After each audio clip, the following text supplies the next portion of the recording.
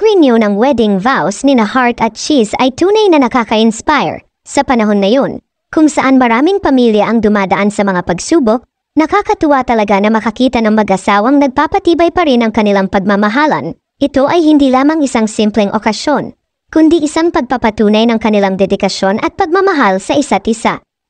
Napakaganda ng gown na sinuot ni Heart sa okasyon. Ang beaded Ellie sub-creation na beige ay talaga namang nagbigay ng karagdagang ganda sa kanyang natural na kagandahan. Kitang-kita sa mga larawan na kumikinang siya sa kanyang suot habang naglalakad sa aisle. Ang ganitong pagkakataon ay nagbibigay sa atin ng pagkakataong maalala kung gaano kahalaga ang mga espesyal na sandali sa buhay ng isang tao.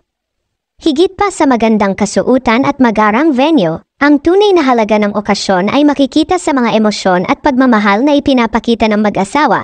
Sa ilang larawan, kitang-kita ang pagpapakumbaba at pagpapahalaga nila sa isa't isa. Hindi hadlang ang pagiging mga kilalang personalidad sa industriya para maipakita ang tunay na pagmamahal at pag-aalaga sa pamilya. Isa rin sa mga nakakatuwa sa pangyayaring ito ay ang pagdalo ng ina ni Heart sa seremonya. Matapos ang mga hindi pagkakaintindihan sa nakaraan, nakakataba ng puso na makita na nagkaayos na sila at magkasama sa espesyal na okasyon ng kanilang anak. Isa itong paalala na ang pagmamahal ng pamilya ay patuloy na bumabalot at sumusuporta sa mga mahalagang yugto ng ating buhay.